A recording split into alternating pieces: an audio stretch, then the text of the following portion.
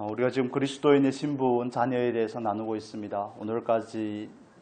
오늘까지 하나님께서 우리에게 주신 그 신분에 걸맞는 축복과 은혜가 무엇인지에 대해서 같이 살펴보려고 합니다. 지난 시간에는 우리는 좋은 아버지를 뒀음이 특권이라고 말씀을 드렸습니다. 하나님은 좋으신 아버지인 줄로 믿습니다. 좋으신 아버지께서는 우리에게 가장 좋은 것을 주시는 하나님이십니다. 우리의 일용할 양식에서부터 우리의 모든 삶의 여건과 환경을 조성하시고 우리의 믿음의 분량을 따라 하나님의 목적하심에서 우리에게 가장 좋은 것을 주시는 하나님이신 줄로 믿습니다. 그리스도인이 된다는 것은 하나님 앞에서 이 고백을 가지는 것이라고 생각을 합니다. 물론 많은 고백이 있고 많은 것이 있지만 우리가 하나님을 향하여 정말 그리스도인이 되어가면서 반드시 배워야 될 공과이기도 하고 점점 회복되어야 되기도 하는 그 축복과 고백이기도 합니다. 하나님은 나의 좋으신 아버지시고 나에게 가장 좋은 것을 주셨다는 고백이죠. 그래서 우리는 좌우를 살피는 것이 아니라 하나님을 바라보는 것입니다. 우리는 하나님 앞에서 사람과의 상호적인 비교 가운데 있는 것이 아니라 오롯이 하나님 앞에 1대1로 서서 하나님께서 나를 부르신 그 목적과 은혜 안에서 나에게 가장 좋은 것을 주셨음을 우리는 고백하는 겁니다.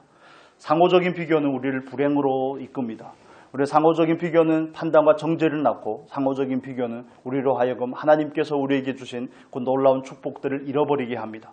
많은 것을 주셨음에도 불구하고 우리는 비교 가운데서 마치 없는 자처럼 하나님께서 우리에게 주신 것이 얼마나 많은데 우리에게 신령한 복을 주시지 않았습니까? 우리에게 은혜를 주셔서 우리로 하여금 육체가 되었던 우리를 영적인 존재로 다시 거듭나게 하고 예수 그리스도 안에서 새로운 피조물이 되게 하셨고 하나님께서 우리가 하나님과 떨어져 살 수밖에 없는 우리들을 죄와 사망 가운데 거하며 진노의 자녀였던 우리들을 축복의 자녀로 행복자라고 불러주신 그 하나님의 은혜가 놀라움에도 불구하고 우리가 그 은혜를 알지 못하고 하나님을 바라보며 말씀 앞에서 그것을 내가 받아들이고 믿음으로 반응하지 않니 하면 우리는 늘 좌우를 바라보면서 헤매이고 있습니다. 하나님께서 주신 복이 뭔지를 다 잊어버리고 다른 사람을 바라보며 늘 목말라 하는 거죠. 시편 23편 1절의 말씀 잘 외우시죠? 우리 같이 한번 해볼까요? 여호와는 나의 목자시니. 이 고백을 할 때마다 여러분 정말 그 고백이 저와 여러분이 영혼 깊은 곳으로부터 흘러나오는 고백이 되기를 원합니다. 내가 부족함이 없으리로다. 부족한 게 많잖아요. 우리는 환경을 바라보는 것이 아닙니다. 우리는 하나님의 말씀을 주목하는 것이고 우리는 상황을 의지하고 상황을 믿는 것이 아니라 하나님의 말씀을 믿는 것입니다. 다른 사람들이 뭐라고 하는 것은 우리에게 결코 중요한 것이 아니죠. 하나님께서 우리에게 좋은 아버지가 되심을 여러분 믿으십니까? 그게 우리 그리스도인의 자녀가 가진 정말 놀라운 특권인 줄로 믿습니다. 또 우리가 지난주에 한 가지 더 나눴죠. 우리는 기도할 수 있음이 우리에게 주어진 특권이라고 말씀을 드렸습니다. 오늘 본문의 말씀은 오늘 본문을 해석을 하기보다는 마태복음과 연결해서 보려고 합니다. 마태복음 7장에 가보면 마태복음 7장의 말씀 잠깐 보겠습니다. 마태복음 7장 11절의 말씀을 보겠습니다. 11절 마태복음 7장 11절 PPT 보시면 됩니다. 같이 읽겠습니다. 너희가 악한 자라도 좋은 것으로 자식에게 줄 알거든 하물며 하늘에 계신 너희 아버지께서 구하는 자에게 좋은 것으로 주시지 않겠느냐. 아멘. 마태복음 7장 11절과 누가복음 11장 13절은 똑같은 내용이죠. 그런데 한 가지가 차이가 있다면 마태복음 7장 11절의 하반절에서 구하는 자에게 좋은 것으로 주시지 않겠느냐가 누가복음 11장 13절에서는 어떻게 되어 있습니까? 구하는 자에게 성령을 주시지 않겠느냐로 되어 있죠. 다른 의미로 말하면 하나님께서 저와 여러분에게 가장 좋은 것을 주시는데 그 중에서도 최고가 뭐라는 겁니까? 성령을 주신 거라는 겁니다. 성령을 의지하고 성령의 인도함을 받고 그런 걸 먼저 다 떠나서 가장 중요한 것은 하나님께서 나에게 성령을 주셨다는 것이 가장 놀라운 특권이고 축복이라는 사실을 깨닫는 데서부터 비롯되는 것입니다. 여러분 그 사실을 믿으십니까? 제가 우스갯소리 여러분에게 말씀드린 것처럼 성령께서 어디가 거처가 없어서 거할 데가 없어서 우리 안에 들어와서 우리를 성전 삼고 계시겠냐고요. 우리 안에 계시는 이유가 여러 가지가 있지만 우리가 먼저 하나님 앞에서 고백해 드려야 될 것은 성령께서 나에게 계시다는 사실입니다. 구약시대에는 성령께서 사람 안에 내주하지 않으셨습니다. 구약시대에는 성령께서 특정한 하나님께서 부르신 사람들에게 임한 거죠. 그건 성령의 충만함이라고 이해할 수가 있습니다. 임한 거지 내주하지는 않으셨죠. 그런데 우리가 예수 그리스도 안에서 이제는 성령께서 저와 여러분 안에 내주하고 계시는 줄로 믿습니다. 내 안에서 산다는 것이죠. 그래서 우리를 성전 삼고 계시는 것이 아니겠습니까? 이게 얼마나 놀라운 은혜인지. 하나님께서 내 안에 들어와 계시는데 여러분은 그 사실에 대해서 얼마나 믿고 얼마나 감사하고 있습니까? 나가라고 그러셔도 안 나가십니다.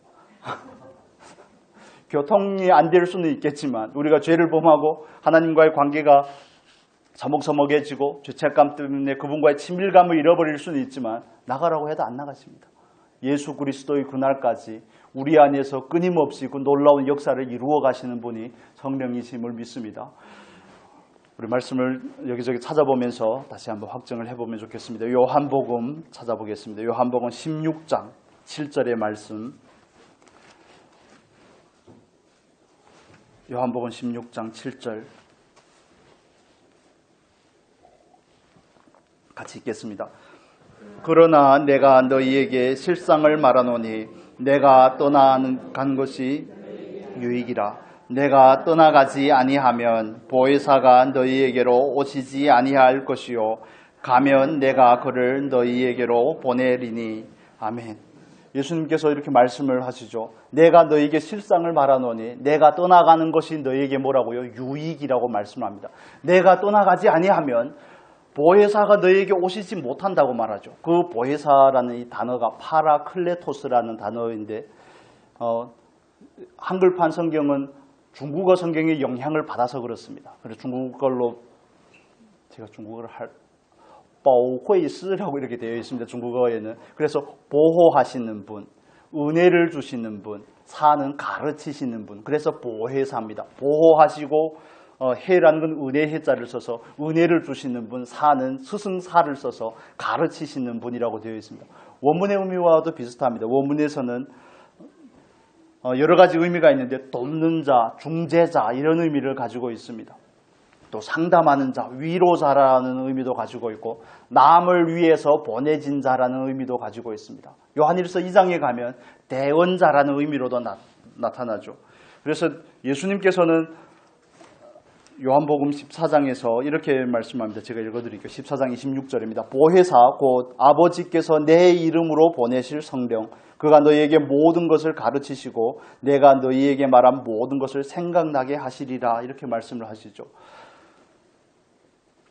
아버지께서 내 이름으로 보내실 성령 또 다른 구절에서는 다른 보혜사를 너희에게 보낸다고 말씀을 합니다. 그래서 성령과 예수님이 다른 분이라는 것이 아니라 동일한 인격과 동일한 영광과 동일한 본질을 가지신 성령을 우리에게 보내주신다는 것입니다. 예수님께서는 육체를 가지셨기 때문에 시간과 공간이 제한을 받으실 수밖에 없죠. 그러나 성령께서 오셔서는 오히려 저와 여러분에게 유익이 되는 것은 언제 어디서 무엇을 하든지 그분과 늘 함께 하실 수 있다는 겁니다. 그분 성령께서 우리 안에 거하시고 우리와 함께 거하시게 되는 것입니다. 그게 저와 여러분에게 있어서 놀라운 은혜이고 축복인 줄로 믿습니다. 그렇다면 성령께서 우리 안에 들어와 계시는데 이유가 무엇일까요? 무엇을 하려고 하시는 것입니까? 우리가 삼위일체 하나님의 그 역할을 나누어서 보통 이렇게 설명을 하죠. 하나님께서는 계획하시고 성부 하나님께서는 계획하시고 성자 하나님께서는 성취하시고 성령 하나님께서는 적용하신다고 말씀을 하죠. 성령 하나님께서는 그 예수 그리스도의 그 십자가에서 다 이루셨다는 그 말씀, 그 모든 약속들을 저와 여러분 안에서 이루어 가시는 분이 성령이신 줄로 믿습니다. 그래서 성부 하나님은 구원을 계획하시고 성자 예수는 구원을 성취하시고 성령 하나님은 그 구원을 저와 여러분 안에 온전히 이루어 가고 계시는 거죠. 적용해 가고 계시는 겁니다. 정말 그리스도인으로 살아감에 있어서 성령께서 내 안에 거주하신다는 사실, 그분이 나의 위로자가 되고 나의 상담자가 되고 나의 인도자가 되어서 진리의 영이신 성령께서 요한일서 5장에서는 성령은 곧 진리라고 말하죠. 그 성령께서 내 안에 이렇게 거하시면서 언제 어디서나 나와 함께 하시면서 의가 무엇인지, 죄가 무엇인지, 심판이 무엇인지에 대해서 우리에게 끊임없이 말씀해 주고 계시지 않습니까? 우리 영혼 안에 감동을 주심으로 인해서 우리로 하여금 뭐가 죄고 무엇이 하나님의 뜻인지를 깨닫게 하시고 우리를 진리 가운데로 인도하시고 우리로 진리 안에서 참된 자유를 얻게 하실 뿐만 아니라 우리로 하여금 우리를 진리의 사람으로 만들어가는 것이죠. 여러분 그 사실을 믿으십니까? 성령께서 우리 안에 거하신다는 그 사실이 우리에게 엄청난 은혜이고 축복인 줄로 믿습니다. 차근차근 살펴보면 좋겠습니다. 성령께서 우리에게서 그 구원이라는 건 놀라운 일을 이루어가고 계시는데 성령은 우리로 하여금 구원을 받게 하시는 분이신 줄로 믿습니다. 제일 먼저 여기서부터 시작을 하죠. 고린도전서 12장 3절 보겠습니다. 고린도전서 12장 3절 자주 인용하는 말씀이라서 여러분 다 아시는 말씀인데 우리 같이 보면 좋겠습니다. 고린도전서 12장 3절 같이 읽겠습니다. 그러므로 내가 너희에게 알리노니 하나님의 영으로 말하는 자는 누구든지 예수를 저주할 자라 하지 아니하고 또 성령으로 아니하고는 누구든지 예수를 주시라 할 수 없느니라. 하나님의 영으로 말하는 자는 누구든지 예수를 저주할 자라 할 사람이 없고 또 성령이 아니고서는 누구든지 예수를 뭐라고요? 구주로 고백할 수 없다고 말합니다. 우리가 믿은 게 아닙니다. 믿어진 겁니다. 아멘입니까? 내가 믿기로 결심한 게 아닙니다. 성령께서 내가 예수가 구주라는 사실, 동정녀 마리아에게 성령으로 잉태하셨고 우리의 모든 죄를 위하여 온 인류의 죄를 위하여 십자가에서 돌아가셨을 때 그 놀라운 속죄의 은혜에 대해서 우리가 믿어지게 된 겁니다. 내가 믿은 것이 아닙니다. 그래서 신앙생활에 있어서 모든 주권은 하나님께 있다는 사실을 우리는 겸허하게 인정할 필요가 있는 것입니다. 믿은 것이 아니라 믿어진 것입니다. 이게 놀라운 은혜가 아니겠습니까? 우리가 선택했다면 자랑할 것이 있지만 그러나 우리는 믿어지게 된 것이기 때문에 수동적으로 그 은혜를 받은 것이기 때문에 결코 자랑할 것이 없습니다. 우리에게서. 어떻게 그 놀라운 사실이 믿어지겠습니까? 과학적으로 논리적으로 따져봐도 그 사실이 전혀 믿을 수가 없지만 우리는 그 사실을 믿고 입으로 고백하고 있다는 사실입니다. 여러분 마음으로 믿어 의에 이르고 입으로 시인하여 구원에 이르는 줄로 믿습니다. 그 놀라운 사실이 우리 안에서 이루어지게 된 이유, 우리에게 근거가 있는 것이 아니라 성령께서 그 일을 하셨다는 것입니다. 그래서 예수님께서 디모데와의 그 대화 가운데서 이렇게 말씀하시죠. 물과 성령으로 거듭난다고 말하는데 그 성령이 놀라운 역할에 대해서 바람이 임의로 불매 어디부터 어디로 불어서 와서 어디로 가는지를 알지 못하는 것처럼 성령이 저와 여러분에게 예수를 구주라고 고백하는 그 사실을 우리는 정확하게 알 수 없습니다. 그래서 여러분 가끔씩 그런 분들을 만나지 않습니까? 구원 받았습니까? 이 앞집의 분들이죠. 구원을 받았습니까? 구원파분들이 그런 질문을 많이 합니다. 그럼 구원 받았다고 그러면 뭐라고 말합니까? 언제 구원을 받았냐고. 언제 구원을 받았냐고. 구원을 받았다는 놀라운 사실이 정말 놀라운 은혜이고 축복인데 그 사실을 그 시간을 잘 모르냐고 이렇게 말합니다. 생일도 알면서 이렇게 덧붙여서 처음에 저도 그 질문을 받고 많이 당황스러웠습니다. 믿음이 없을 때는 나 구원을 받았는가? 받고 있는가? 구원을 장차 이루어가는가? 이런 많은 질문들이 있었지만 그러나 그 성령의 일에 대해서 우리는 정확하게 알 수가 없는 겁니다. 어떤 사람에게는 그 사건이 뚜렷한 기억으로 남아있지만 정말 확실한 체험으로 확실한 근거로 남아있지만 어떤 사람에게서는 정말 부지불식간에 언제 그랬는지 모르듯이 성령께서 그 일을 이루신 것입니다. 그렇습니다. 성령께서 저와 여러분으로 하여금 예수를 구주로 고백하게 하신 줄로 믿습니다. 동정녀 마리아에게 잉태하게 하시고 예수 그리스도가 하나님의 아들이심을 우리가 베드로의 고백에 있지 않습니까? 주는 뭐라고요? 그리스도시요 살아계신 하나님의 아들이십니다. 이 고백을 우리로 하게끔 하신 것입니다. 그래서 예수님께 뭐라고 말합니까? 예수님께서 베드로에게 바요나 시몬아 네가 복이 있도다. 왜요? 왜 복이 있습니까? 너에게 이것을 알게 한 것은 사람에게서 난 것이 아니라는 겁니다. 하늘에 계신 아버지께서 너에게 이것을 알게 했다는 거죠. 그냥 풀어서 설명을 하면 그렇습니다. 요한복음 1장 13절의 말씀 우리가 암송했던 것처럼 마찬가지입니다. 이건 육정으로나 사람의 욕심으로 난 것이 아닌 것이죠. 하나님의 뜻으로 말미암아 난 것입니다. 여러분 성령께서 우리로 하여금 구원의 은혜를 입게 하셨다는 사실이 저와 여러분에게 놀라운 축복이 되면 좋겠습니다. 그렇다면 그 은혜를 받았는데 세상을 살아가면서 늘 죄 가운데 빠져 살 수는 없는 것입니다. 늘 염려 가운데 빠져 살 수는 없습니다. 영향을 받을 수는 있지만 그 가운데 함몰이 되어서 정말 침륜에 빠질 자처럼 허덕이며 나오지 못하게 되는 것은 우리에게 주어진 삶이 아니라는 것을 이해할 필요가 있습니다. 무릇 하나님의 영으로 인도함을 받는 자는 하나님의 아들이라는 사실 여러분 믿으시기를 바랍니다. 내가 구원을 받은 자가 분명하지만 성령께서 내 안에 거하시고 내 안에서 구원을 받은 사실에 대해서 증언하고 계시고 확증하고 있고 보증하고 계시지만 내가 아직도 육신에 치이고 사단에 치이고 세상의 유혹에 약하다면 내가 미약하다는 증거입니다. 말씀 안에서 우리들의 속사람이 더욱 강건해질 수 있기를 예수님의 이름으로 축복합니다. 구원을 받은 것과 이 험한 세상이 감당이 되는 것은 다른 개념인 것입니다. 구원을 받아서 중생을 했지만 정말 세상을 이기고 죄를 이기고 정말 내 욕심과 내 자아를 이기는 것은 성장해야만 가능한 것입니다. 성령의 충만함을 입어야만 가능한 것입니다. 그래야지 내 속사람이 나를 이기고 나를 통해서 어떻게 되는 겁니까? 하나님께 영광이 되는 것입니다. 성령께서 우리를 통해서 율법에 요구하는 바를 이루게 되는 것입니다. 여러분 그 자리까지 우리가 나아갈 수 있기를 예수님의 이름으로 축복합니다. 정말 성령께서 우리에게 이미 구원을 주신 하나님이신 줄로 믿습니다. 그게 우리에게 놀라운 축복입니다. 우리의 선택이 아닙니다. 그분께 우리는 공짜로 받은 것입니다. 그 사실을 우리 안에서 늘 묵상이 되면 좋겠습니다. 내가 믿고 내가 의에 이른 것이 아니라 내가 믿어지게 된 것이죠. 사실 우리가 가진 과학적인 그 기준을 가지고서는 이 사실을 믿을 수가 없습니다. 이건 정말 너무 황당무도한 사건이기 때문에 그 사실을 이해할 수 있다는 것. 그래서 우리의 믿음은 이해의 자리에 있는 것이 아닙니다. 이해의 자리에 있는 것이 아니라 믿음의 자리에 있는 것이죠. 우리 이 부분을 다시 한번 살펴보면 좋겠습니다. 말씀 한 구절만 보겠습니다. 갈라디아서 3장 2절, 여기서는 이 부분에 대해서 조금 더 보충해서 설명하고 있습니다. 갈라디아서 3장 2절의 말씀 보겠습니다. 3장 2절 같이 읽겠습니다.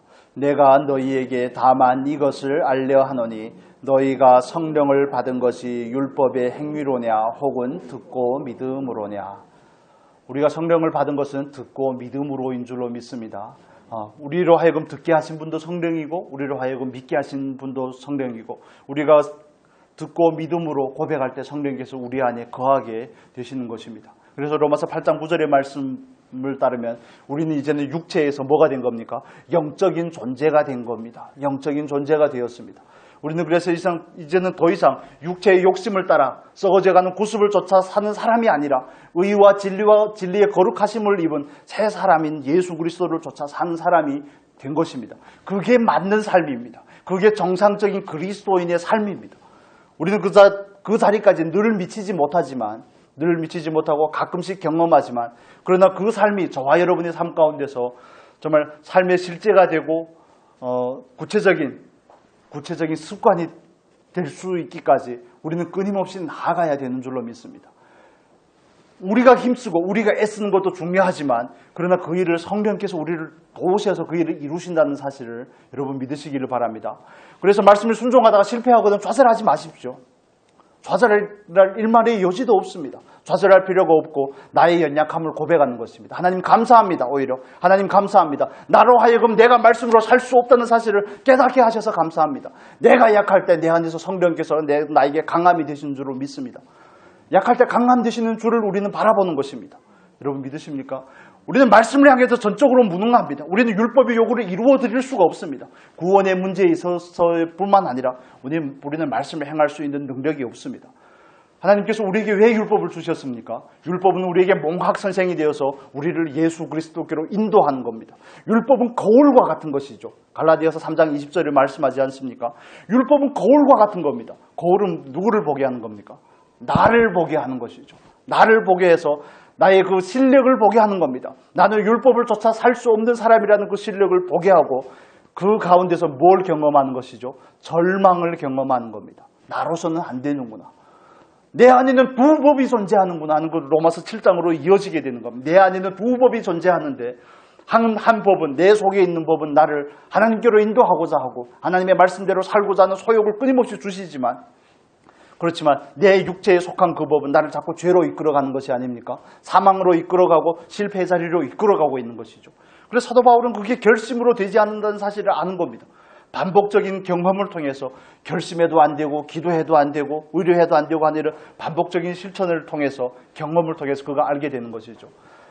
뭘 알게 되는 것입니까? 내 안에 생명의 성령의 법이 나를 죄와 사망의 법에서 해방했다는 사실을 알게 되고 그 성령의 법이 내 안에서 율법의 요구를 이루어가게 하신다는 사실을 깨닫게 되는 겁니다. 너무 어렵습니까? 어렵지 않으리라고 이해가 됩니다. 그렇습니다. 율법을 우리에게 주신 것, 율법은 거울과 같습니다. 얼굴에 뭐가 묻었는데 거울을 통해서 확인을 하면 묻은 것을 거울로 닦습니까, 여러분? 물로 닦고 비누로 닦죠. 예수 그리스도의 보혈로 씻김을 받죠. 거울로 닦지 않습니다. 거울로 확인이 되는 겁니다. 거울로 확인이 되는 겁니다. 그래서 구약에서 하나님께서 이스라엘 백성들에게 율법을 주신 이유는 그들로 하여금 하나님 앞에서 그들이 죄인이라는 사실을 깨닫게 하는 데 근본적인 목적이 있습니다. 물론 그들은 힘써 하나님의 말씀을 지켜야 됩니다. 마음을 다하고 뜻을 다하고 힘을 다하여 하나님의 말씀을 지켜야 되는데 늘 지킬 수 있는 게 아니죠. 그래서 지키지 못할 때마다 어떻게 하는 겁니까? 하나님 앞에 나와 제사를 드리는 겁니다. 제사를 드림으로 그 관계가 회복이 되고 죄가 씻김을 받고 하나님과의 그 관계 가운데 거하다가 죄를 지으면 또 나아가는 겁니다. 그래서 그 제사의 행위는 성막 자체가 예수 그리스도를 예표하는 것이지만 제사의 행위는 누구를 예표하는 겁니까? 예수 그리스도가 장차 오셔서 이루실 그 속죄의 사건을 예표하는 겁니다. 그래서 구약의 율법은 우리를 어디로 인도한다고요? 예수께로 인도하는 것입니다. 그래서 구약의 말씀을 우리가 보통 토라라고 표현을 하는데 그 토라라는 단어는 지시라는 의미도 가지고 있습니다. 우리에게 뭘 교훈하는 겁니까? 그 그림자를 넘어서서 실체이신 예수를 바라보게 하는 것입니다. 그래서 우리가 말씀 앞에서 정직하게 서지만 말씀이 우리들의 무능함을 드러날 때 우리가 하나님 앞에서 온전하게 감사를 드릴 수 있기를 바랍니다. 그 감사가 우리를 생명의 성령의 법을 경험하게 하는 자리로 나아가게 하는 것입니다. 그게 정상적인 그리스도인의 삶의 자리이기도 합니다. 괜찮습니다. 저도 뭐 늘 경험하는 게 아니기 때문에 여러분도 가끔 경험하고 경험하지 못할 때가 있을 것입니다. 그렇지만 우리가 좌절하지 말아야 될 이유는 그 일을 이루실 분이 성령이시기 때문에 우리는 믿음을 드리는 겁니다. 성령님 또 제가 앞섰군요. 성령님이 또 내가 하려고 했습니다. 정말 나를 내려놓고 성령님을 온전히 의지하기를 원합니다. 성령께서 나를 인도하여 주시옵소서. 성령께서 나를 인도하여 성령의 열매를 맺으시옵소서. 성령께서 나를 인도하여 하나님께 영광이 되게 하여 주옵소서. 너희가 성령으로 살면 성령으로 행할지니 맞습니다. 나는 살 수가 없습니다. 성령께서 나를 통하여서 사시옵소서. 이 고백의 자리까지 나아가게 되는 겁니다. 제가 그냥 줄기만 말씀을 드려서 좀 어려울 수도 있겠지만 돌아가셔서 반복해서 들어보시면 좋겠습니다. 한 번 들어 이해할 정도로 그렇게 우리가 명철하지 않다는 사실을 이해하시면 좋겠습니다. 저도 반복해서 듣습니다. 뭔 소리를 했나 싶어서. 그냥 원고를 적어와서 줄줄 읽는 것이 아니기 때문에 그렇습니다. 때로는 다른 부분들을 말씀하실 때가 있기 때문에 그런 것입니다. 여러분 우리가 성령께서 우리를 구원의 자리로 인도하셨다는 것, 또 날마다 우리의 삶 가운데서 우리의 구원을 이루어가고 계시다는 사실을 여러분 믿으시기를 바랍니다. 그래서 실패하면 뭘 해야 된다고요? 제일 먼저 해야 되는 거, 감사해야 됩니다. 말씀을 지키지 못할 때뿐만 아니라 나의 연약함이 발견이 될 때뿐만이 아니라 우리가 해야 될 것은 감사합니다. 하나님 드러내 주셔서 감사합니다. 그런데 이 부분에서 우리가 잘 받아들이지 못하죠. 왜 그렇습니까? 왜 자기의 실패와 자기의 연약함에 대해서 인정하지 못합니까? 교만해서 그렇습니다. 죄송합니다. 직설적으로 말씀을 드릴게요. 교만해서 그렇습니다. 다른 말로 표현을 하면 자기의 실상을 잘 몰라서 그렇습니다. 나는 그래도 할 수 있고 내가 결심하면 되고 내가 기도하면 되고 내가 금식하면 되고 아직도 결심한다는 사실은 내가 어떤 사람이라는 그 존재에 대해서 알지 못한다는 것입니다. 내가 티끌과 같고 먼지와 같은 존재라는 사실에 대해서 알지 못하기 때문에 그런 것입니다. 그래서 아직도 내가 이성적으로 내가 결심하면 될 것 같고 내 논리로 될 것 같고 내 설득으로 될 것 같고 내 열심으로 하나님의 일이 되어질 것 같지만 그렇지 않습니다. 그래서 우리는 그걸 경험을 하는 것이죠. 그런 사실을 경험하면서 우리는 하나님 앞에 성령께서 내 안에 계시다는 사실이 얼마나 감사한지를 알게 되는 겁니다. 여러분 이스라엘 백성들의 예를 들어보겠습니다. 이스라엘 백성들은 하나님의 은혜로 말미암아 그 유월절 어린 양의 피로 말미암아 출애굽을 하게 됩니다. 이거 구원의 사건을 의미하죠. 그래서 그들은 또 하나님의 은혜로 홍해를 건너게 됩니다. 이는 예수 그리스도와 함께 죽고 함께 산 세례라는 사건을 의미하는 것입니다. 그리고 그들은 광야에 들어왔습니다. 광야에 들어오면 그들이 갈 바를 압니까? 어디로 가야 되는지, 언제 가야 되는지 거기에 대해서 전혀 알 수가 없습니다. 우리가 방금 교동문에서 읽었던 시편 121편의 말씀처럼 낮에 해가 나를 삼지 아니하고 밤에 다른 나를 해치 못한다는 거, 성령께서 밤이면 추울세라 불기둥으로 그들 가운데 임재해 계시고 낮에는 그들이 더울세라 구름기둥으로 그들 가운데 그들을 가려주시고, 이 모든 은혜, 그래서 그들은 철저히 그 구름기둥의 인도함을 따라서 광야라는 이 험한 인생을 통과하는 게 아니겠습니까? 저와 여러분의 인생 가운데서도 마찬가지입니다. 그 성령께서, 하나님의 그 영이, 하나님의 그 임재가 다양하게 표현을 할 수 있겠지만 이스라엘 백성의 진중에서 지성소에 임재해 계시면서 그 백성을 인도하였던 것처럼 오늘날도 성령께서 우리 안에 거하시면서 우리를 인도해 가시는 줄로 믿습니다. 어디로 인도해 갑니까? 약속의 땅으로 인도해 가는 겁니다. 성령께서 우리를 어디로 인도해 갑니까? 우리가 진리의 사람이 되는 그 자리로 인도해 가는 것입니다. 우리가 예수 그리스도의 장성한 분량에 이르기까지 우리를 인도해 가는 것입니다. 우리 안에서 예수 그리스도의 형상이 온전해지기까지 우리를 인도해 가는 것입니다. 우리가 옛사람을 벗어버리고 새 사람을 입어 살 수 있는 그 자리까지 우리를 인도해 가시는 것입니다. 우리 안에 소원을 두신 하나님께서, 내 안에 소원을 두고 행하시는 그분께서 예수 그리스도의 날까지 그 사실을 반드시 이루실 줄 여러분 믿으시기를 바랍니다. 그래서 실패하면 할수록 감사해야 되는 겁니다. 실패하면 감사하십시오. 정말 부끄러운 고백이지만 제가 북경에서 가정교회 목회를 하면서 정말 그때는 가끔씩 그런 생각이 문득문득 들었습니다. 정말 죽고 싶다. 정말 죽고 싶다. 왜 그런지 여러분 아실지도 모르겠지만, 제가 입술로는 고백할 때는 사역적인 규모를 원하지 않는다고 고백은 그렇게 하는데 삶의 실제에서 규모가 일어나지 않으니까 미치겠는 겁니다. 그냥 속된 표현을 하겠습니다. 정말 죽을 것 같은 겁니다. 하나님, 그래서 제가 하던 넋두리가 그런 것이죠. 하나님 그러려고 7년씩 한국에 데려다 공부를 시키고 여기까지 보내가지고 먹는 것도 걱정이고 자녀들을 유치원을 보내지 못하는 것도 걱정이고 사역도 이렇게 쪼그라들게 만듭니까? 물론 제가 기도를 많이 못한 부분이 있고 많은 미흡함 때문에 그렇다는 것을 이해가 되고 교만함을 낮추시기 위한 하나님의 일하심이라는 사실도 다 동의가 됩니다. 지금은. 그런데 그때는 그게 너무 힘들었습니다. 하나님 이러시려고 그랬습니까? 정말 부푼 꿈을 주고 혹여나 안주할까봐 정말 6개월 임신된 아기들과 함께 돌아가게끔 그런 결단을 주시고 그런 믿음을 주실 때는 언제고, 왜 이렇게 그냥 쪼그라뜨립니까? 쪼그라뜨렸다고 해서 아무것도 없다는 것이 아니라 사역이 일어나지 않는 겁니다. 예를 들면 저는 입술로는 한 영혼이 천하 같다고 고백을 했지만, 그런데 하나님께서 붙이신 영혼들이 한 30명 정도, 여기저기서 보면 한 30명 정도, 근데 그거로 양이 안 차는 거죠. 제가 그래도 공부한 사람이 아닙니까? 이런 게 나오는 겁니다. 제가 그래도 하나님의 은혜로 인해서 말씀을 잘 배우지 않았습니까? 하나님, 제가 그래도 하나님을 사랑하는 사람이 아닙니까? 이런 것 때문에 너무 괴로운 겁니다. 그래서 문득문득 그런 생각이 드는 거죠. 그래서 실행에 옮겼다 그런 게 아니라 정말 그 못난 모습이 잘 인정이 안 되는 겁니다. 그래서 하나님 이럴 거면 제 아내나 애들을 잘 책임져 주시면 저를 데려가도 괜찮을 것 같은데요. 그런데 또 드는 두려움이 있습니다. 하나님 앞에 가 섰을 때 벌거벗은 모습으로 설까 봐. 그건 두렵고, 현실을 마주할 때는 또 이게 막 갈등이 되고, 그래서 정말 하나님 때론 데려가십시오. 아니요, 아니면 취소입니다. 데려가십시오. 취소입니다. 하나님, 맞습니다. 제가 연약합니다. 저는 할 수 없습니다. 제가 너무 교만했군요. 이렇게 안에서 이렇게 되니까 정말 너무너무 괴로웠죠. 참고하라고 말씀을 드리는 겁니다. 스스로의 연약함에 대해서 인정이 되지 않는 거, 교만해서 그렇습니다. 우리가 티끌 같은 존재라는 사실을 잘 모르기 때문에 그렇습니다. 그래도 내가 뭔가를 으쌰으쌰하며 할 것 같고, 아니요, 자기는 몰라서 그렇습니다. 성령께서 오셔서 우리에게 그걸 자꾸 가르쳐 주려고 하는 것입니다. 하나님이 없으면 안 되라는 것을 가르쳐 주고 계시는 겁니다. 성령께서 인도하지 아니하면 안 된다는 것을 가르쳐 주려고 하는 것입니다. 그런데 그게 우리들의 삶 가운데서 자꾸 잘 받아지지 않는 거, 우리가 성령을 구하지 않는 거, 우리가 구할 때마다 우리에게 성령을 넘치도록 주시는 하나님의 약속이 있음에도 불구하고 우리가 기도하지 않고 그분을 구하지 아니하고 성령의 충만함을 사모하지 않는 이유는 아직도 나에게 많은 근거들이 남아있기 때문에 그렇습니다. 내가 그래도 관계를 동원하면 될 것 같고, 내가 열심히 하면 될 것 같고, 돈이 있으면 될 것 같고 하기 때문에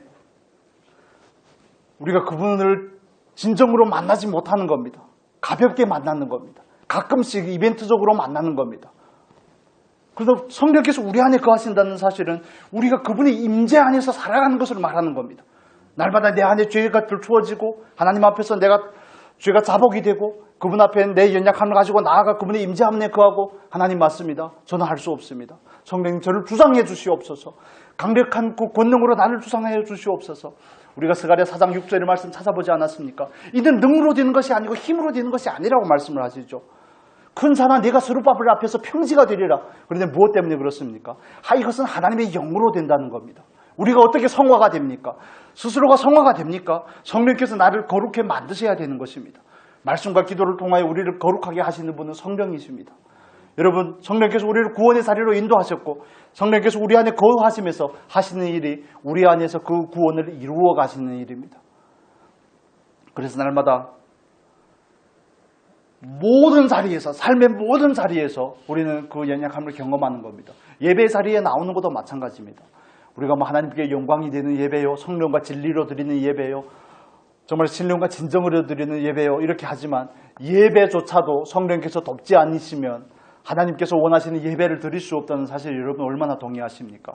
예배의 자리에서 성령께서 나를 주장하지 아니하시면 그 말씀을 받을 때에도 내가 듣고 싶은 것만 듣는다는 사실에 대해서 여러분 얼마나 많이 경험하고 있습니까?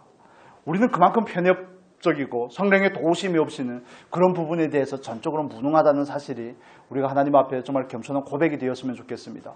그래서 예레미야서에서 말하는 것처럼 옛 언약과 새 언약은 근본적으로 다른 것입니다. 옛 언약은 하나님께서 우리의 하나님이 되고 내가 그의 백성이 되겠습니다. 이것을 기초로 해서 하나님께서 말씀하시면 우리가 다 준행하겠습니다. 이걸 행위 언약이라고 말합니다. 행위 언약. 예를 들면 창세기 2장에서 선악과의 열매를 먹지 말라 그러니까 아담이 그렇게 하겠다고 말하죠. 그런데 새 언약은 그렇지 않습니다. 예레미야서 보겠습니다. 예레미야서의 말씀을 먼저 보고 에스겔서 보겠습니다. 예레미야서 31장 보겠습니다. 31장 32절에서 33절입니다. 예레미야 31장 32절에서 33절 PPT 보셔도 됩니다. 같이 읽겠습니다. 이 언약은 내가 그들의 조상들의 손을 잡고 애굽 땅에서 인도하여 내던 날에 맺은 것과 같지 아니할 것은 내가 그들의 남편이 되었어도 그들이 내 언약을 깨뜨렸습니다. 여호와의 말씀이니라. 그러나 그 날 후에 내가 이스라엘 집과 맺을 언약은 이러하니 곧 내가 나의 법을 그들의 속에 두며 그들의 마음에 기록하여 나는 그들의 하나님이 되고 그들은 내 백성이 될 것이라. 여호와의 말씀이니라. 아멘. 31절에 이렇게 말씀하죠. 내가 이스라엘 집과 유다 집에 새 언약을 맺으리라 하고 말씀합니다. 구약의 율법은 돌판에 기록이 된 것입니다. 대표적이죠. 그렇지만 32절에서 말씀하는 것처럼 애굽에서 인도할 때 맺었던 그 언약, 시내산 언약을 말하는 겁니다. 출애굽기 19장, 출애굽기 24장에 나오는 그 시내산 언약. 하나님께서 모세에게 계시하고 말씀할 때 이스라엘 백성들이 말하죠. 우리가 다 준행하겠나이다. 준행하기는커녕 준행하지 못합니다. 바로 우상숭배로 들어가죠. 그래서 그 언약이 깨뜨려지고 다시 세워지는 이런 일련의 과정들이 있습니다. 그런데 그들에게 새 언약은 옛 언약과 다르다는 겁니다. 새 언약은 어떻게 다릅니까? 내가 나의 법을 그들의 속에 두어 구약 때는 율법이 이문에 속한 것이라고 말합니다. 돌판에 새겨지고 몸 밖에 있었다면 이제는 그 율법이, 그 법이 내 안에 있는 겁니다. 나는 그래서 내 안에 있는 그 법을 따라 사는 겁니다. 이해가 되십니까? 그 법은 내 안에 기록이 되는 겁니다. 에스겔서에 가면 이 부분이 조금 더 분명해집니다. 에스겔서 36장 보겠습니다. 36장 26절에서 28절 에스겔서 36장 26절에서 28절 PPT 보시고 우리 같이 읽겠습니다. 또 새 영을 너희 속에 두고 새 마음을 너희에게 주되 너희 육신에서 굳은 마음을 제거하고 부드러운 마음을 줄 것이며 또 내 영을 너희 속에 두어 너희로 내 율례를 행하게 하리니 너희가 내 규례를 지켜 행할지라. 내가 너희 조상들에게 준 땅에서 너희가 거주하면서 내 백성이 되고 나는 너희 하나님이 되리라.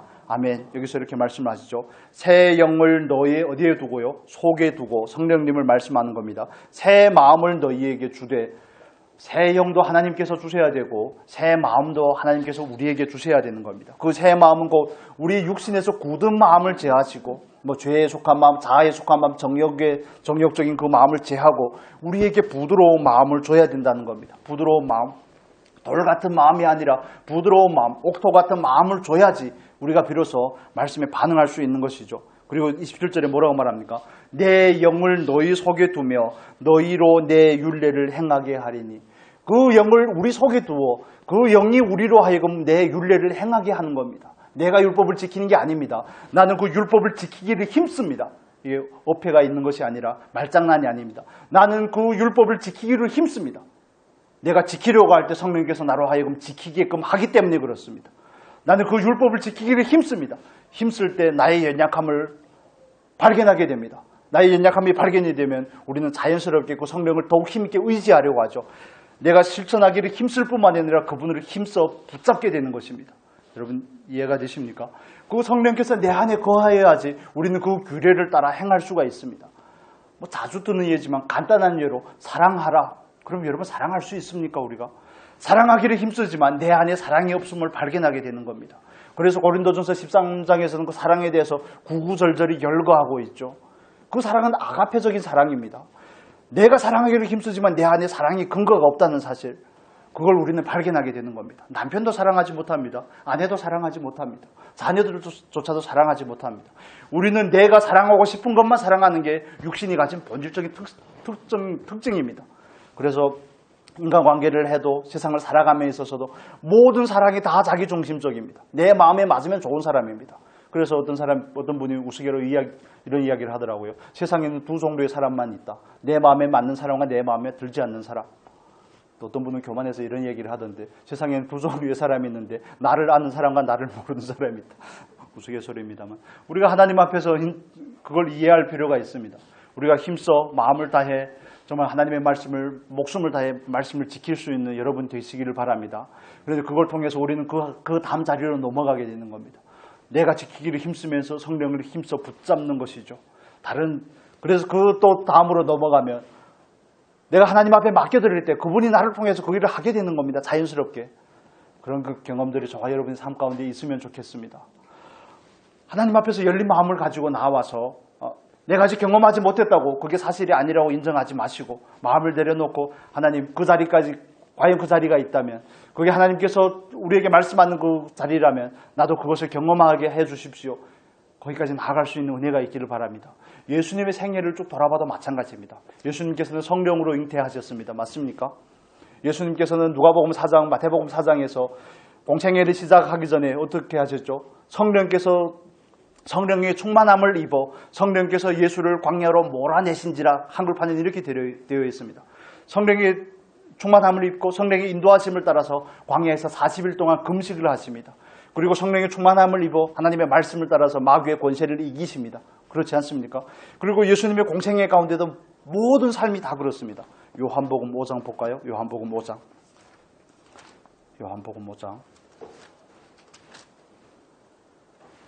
30절.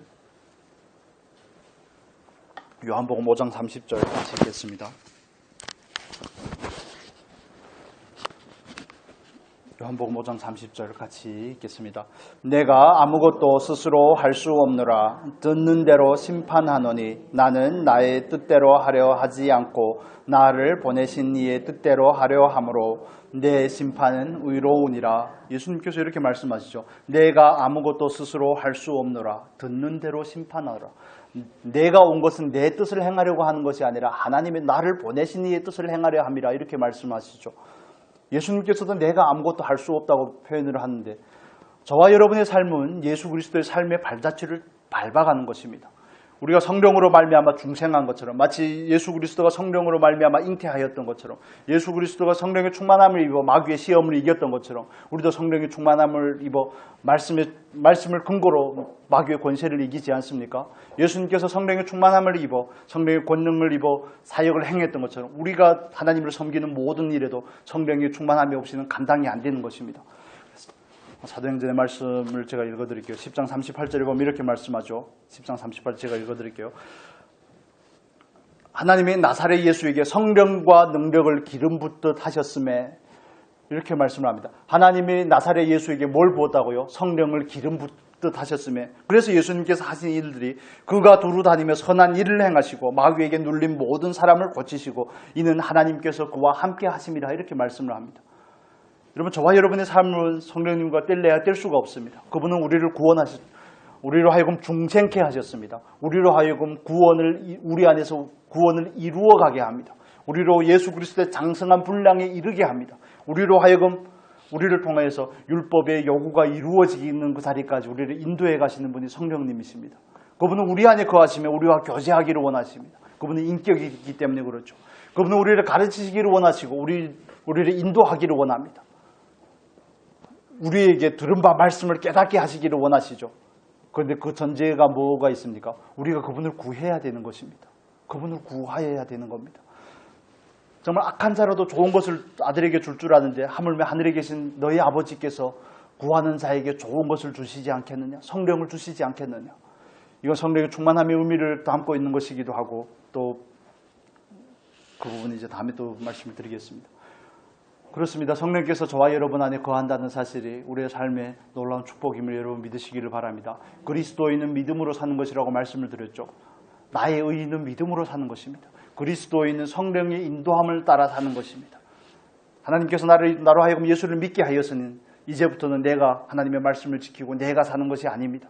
그건 과정입니다. 과정. 그 과정을 통해서 우리는 성령에 온전히 사로잡힌 사람이 되어야 될 줄로 믿습니다. 그 자리까지 나아가는 것이 하나님께서 저와 여러분을 부르신 그 과정 가운데 굉장히 중요한 일입니다. 그걸 우리가 구원을 이루어 간다고 말하고 성화된다고 말하죠. 신의 성품에 참여한다고 말하는 것입니다.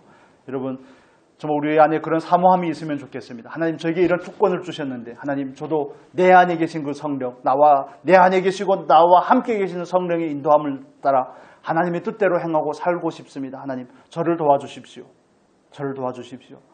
그래서 다시 한번 부탁을 드리지만 연약함이 발견이 될 때마다 때로 말씀을 읽기가 싫고 기도하기가 싫고 예배하기가 싫고 사랑하기가 싫고 순종하기가 싫고 이 모든 것이 지극히 정상적인 것입니다.